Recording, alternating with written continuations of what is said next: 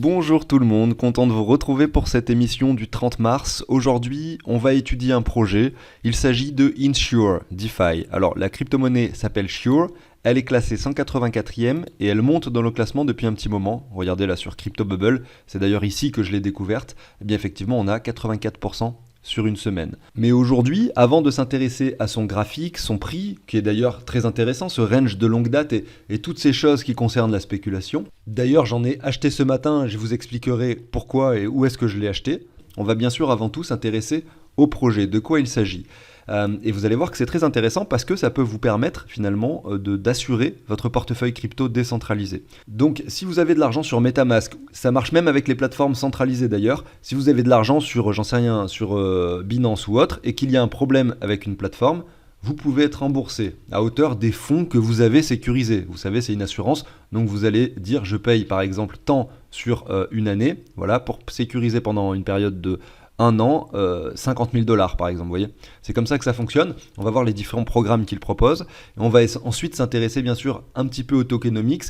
Pourquoi est-ce qu'il y a que 30% des tokens qui sont en circulation actuellement? Voilà, on va aller voir pas mal de choses. On va aller un peu plus en profondeur là-dedans. Pensez à l'abonnement, au like si le contenu vous plaît. Je vous passe l'introduction, on débute directement.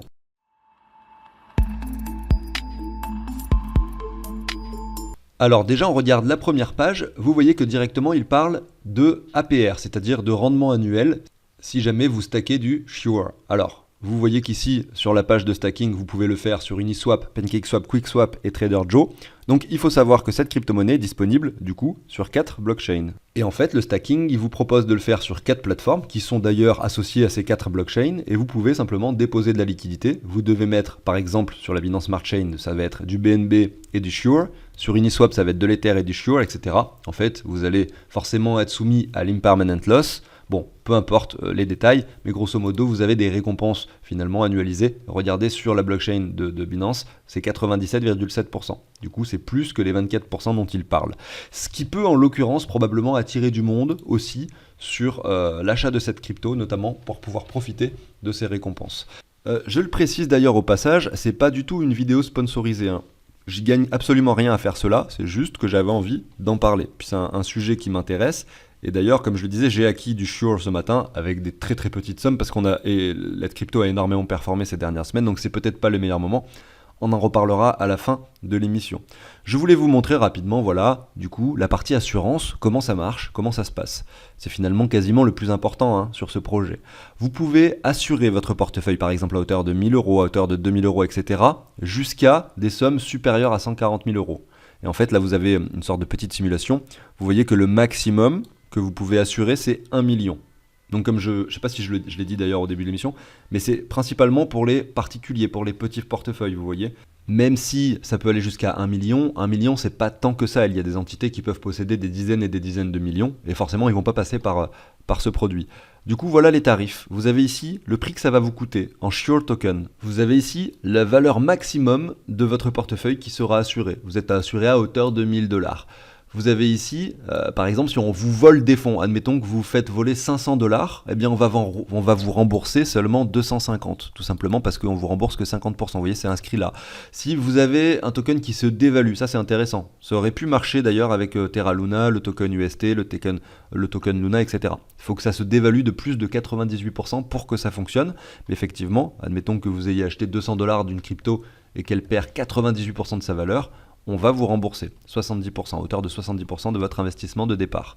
Ça vous protège également contre les scammers. Et vous avez les conditions en cliquant sur les i, voilà, ils expliquent bien qu'il faut que la crypto-monnaie ici se dévalue de 98%.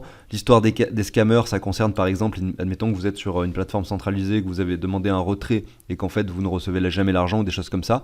Par contre, si c'est des erreurs, voilà, si vous cliquez sur le mauvais smart contract, là ils expliquent que ça marche pas. Attention, il faut quand même bien lire les petites lignes pour bien comprendre ce sur quoi vous allez souscrire. Et si je reviens sur les fonds volés, ils expliquent ici que ça marche, par exemple, s'il y a une plateforme d'échange qui ferme, un peu comme FTX, vous voyez, et qu'à ce moment-là, vous avez perdu de l'argent de cette façon. Mais si c'est une erreur de votre part, par exemple, si quelqu'un vient vous contacter sur Telegram, que vous lui donnez vos 24 mots Ledger, et que derrière, simplement, il a accès à votre portefeuille, là, ça marche pas l'assurance. Vous comprenez bien que c'est 100% de votre faute. C'est pas une entité qui par exemple ferme comme FTX ou quelque chose comme ça, où vous êtes beaucoup moins responsable. Du coup, vous voyez.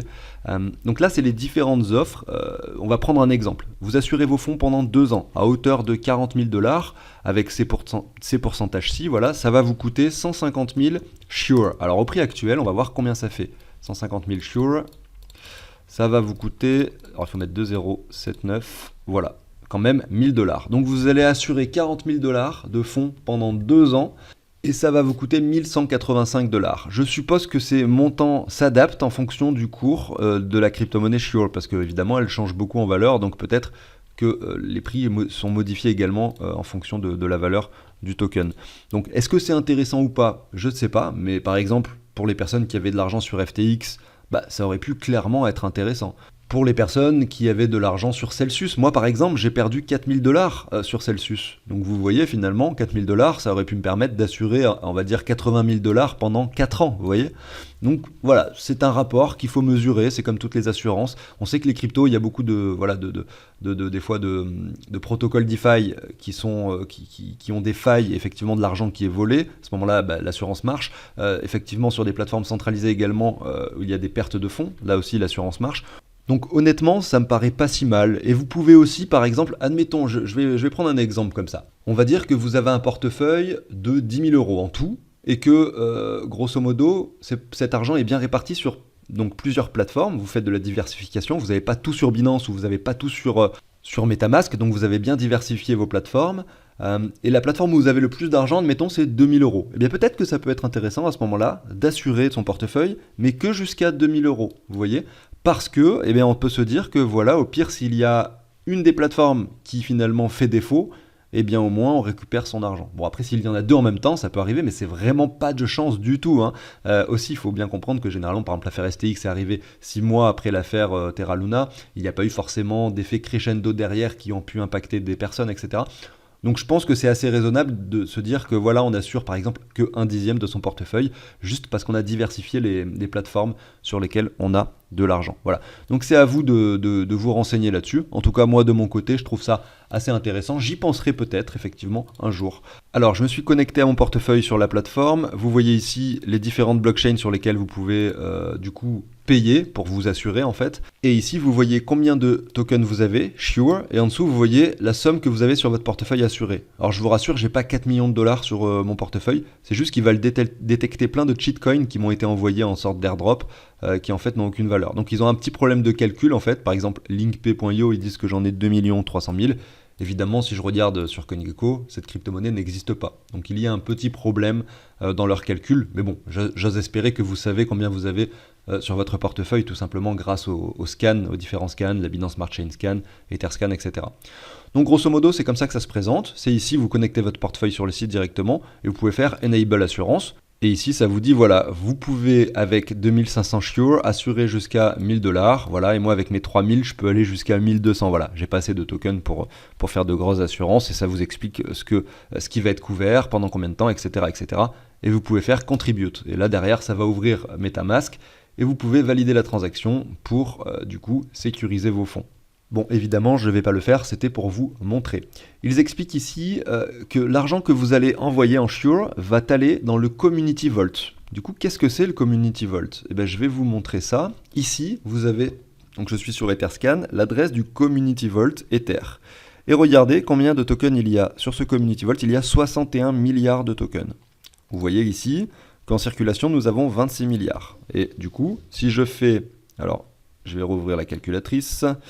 Si je fais du coup le nombre de tokens total moins 26,4, voilà, je tombe sur 61,6. Donc pile poil, enfin à peu près, je ne sais pas si c'est pile poil, mais là j'ai combien 61,2 les tokens qui sont ici dans le Vault. Donc en fait, ça veut dire que sur tous les tokens ici qui ne sont pas en circulation, vous en avez une très très grosse partie, peut-être même la totalité, qui sont dans le Vault et qui vont servir à rembourser du coup les personnes qui vont être lésées, qui vont réclamer un remboursement légitime à travers la plateforme.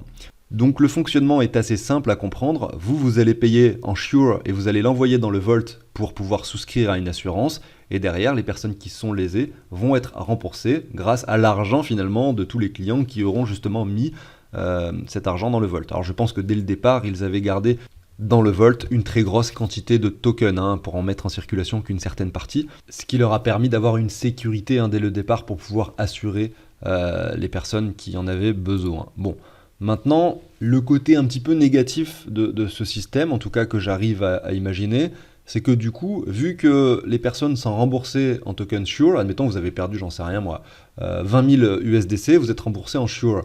Ça veut dire que forcément, vous allez avoir vos tokens Sure et vous allez devoir les revendre sur le marché. Vous allez peut-être le faire dump un petit peu ce token, et puis je ne sais pas si vous allez réussir à récupérer autant que ce que vous aviez à la base. Et puis c'est pas forcément bon, en cas de très gros problèmes, c'est pas forcément bon pour la crypto-monnaie Sure.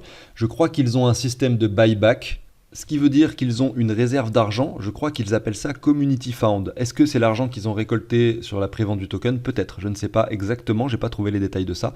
Mais avec cet argent-là, si vraiment il y a un moment de panique par exemple, et que dans le Community Vault, quasiment tous les tokens sont en train d'être distribués, et que voilà, malheureusement, on arrive sur la fin, ce qu'ils vont faire, c'est qu'ils vont racheter des tokens Sure avec cet argent qu'ils ont en réserve, pour pouvoir à nouveau le mettre dans le Vault. Donc c'est un système qui semble fonctionner plutôt bien, mais en cas d'énormes événements, vous voyez, vraiment dramatiques sur le marché, et admettons que énormément de personnes se soient assurées, etc., il faut qu'ils arrivent à finalement rembourser tout le monde, et c'est pour ça qu'il faut que les prix soient en conséquence, et c'est pour ça que c'est assez cher au final, les prix que vous pouvez avoir ici. C'est parce qu'ils doivent être en mesure d'être solvables et de réussir à continuer à rembourser les gens quoi qu'il arrive. Donc voilà, est-ce que les prix sont on va dire, suffisamment élevés pour que cette plateforme reste fiable? Vous savez, le système et le système d'assurance, c'est un risque en général. Les entreprises d'assurance, ils ont des experts qui vérifient effectivement les risques pour pouvoir du coup essayer de déterminer la vraie valeur d'une assurance. Il faut qu'ils puissent gagner de l'argent in fine. Donc c'est ça un peu le dilemme, et c'est bien sûr possible, comme n'importe quelle entreprise d'assurance, effectivement d'avoir de l'insolvabilité et une faillite qui s'ensuit. D'ailleurs, ça peut être intelligent, si vous m'écoutez, vous, et que vous êtes un développeur, de créer une assurance des assurances pour les cryptos. Non, bien sûr, je plaisante, mais je pense que ça existe dans la vraie vie, les assurances qui assurent les assurances. Mais bref, je dérive un peu. On va maintenant passer sur le Vault. J'ai oublié de vous montrer quelque chose. Vous pouvez voir les derniers transferts. Vous voyez qu'en fait, les personnes qui vont souscrire à ces assurances ne sont pas si nombreuses. La dernière fois que quelqu'un l'a fait sur le réseau d'Ether, c'était il y a 26 jours, avec 600 000 tokens quand même. Donc là, le mec, il a mis une grosse somme, vous voyez. Mais derrière, voilà, 121 jours, 180, etc. Donc c'est pas si courant que ça, j'ai l'impression, à moins que certaines transactions ne s'affichent pas. Vous voyez, c'est possible que je n'ai pas tout.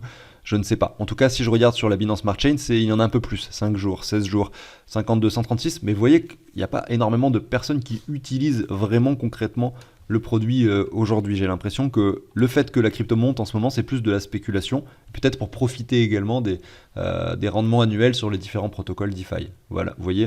Et le fait que ça monte entraîne le fait qu'effectivement on le voit aussi sur CryptoBubble et d'autres plateformes, et donc du coup ça incite les gens à s'intéresser à ça.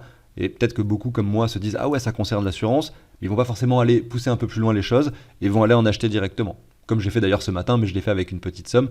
Mais je pense que ça reste un sujet très intéressant, l'assurance crypto, des portefeuilles crypto, qui a un avenir énorme. Et peut-être que ce projet fera partie de cette révolution, je ne sais pas. Mais dans le cas où c'est le cas, effectivement, où ce projet est une révolution, il faudra peut-être saisir des opportunités d'achat sur des prix un petit peu plus faibles. Aujourd'hui, on est assez élevé, mais effectivement, on pourra localiser des zones, probablement plus tard. Vous voyez que ça range depuis le 27 mars, voilà. Bon, je vous montre rapidement la DAO, c'est comme ça que ça se présente. Là, j'ai connecté mon wallet. Je suis tombé sur ce site grâce à un lien directement du site initial, je ne l'ai pas inventé.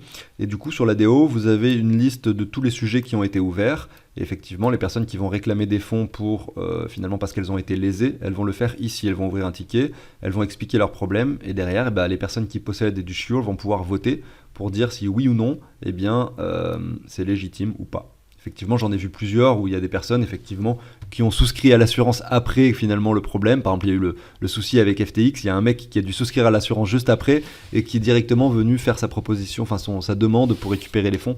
Évidemment, ça n'a pas marché, vous voyez, donc c'est quand même pas trop mal fait. Vous pouvez d'ailleurs aller jeter un œil un petit peu à tout ça plus en détail. Et derrière, pour les transactions qui sont faites depuis le Vault jusqu'au portefeuille qui a été lésé, je crois qu'il faut la signature, alors je suis pas sûr, mais je crois avoir lu ça quelque part, la signature de 20 personnes. C'est les 20 personnes qui possèdent le plus de tokens Sure qui vont pouvoir simplement initier ces transactions. Donc c'est pour vous dire que c'est complètement décentralisé, c'est une organisation autonome décentralisée, vraiment à part entière hein, ici en l'occurrence, pour le choix et les décisions qui sont prises sur le protocole. Et c'est ça qui est vraiment nouveau en fait dans ce genre d'assurance par rapport à ce que l'on trouve dans le monde un peu plus moderne et classique.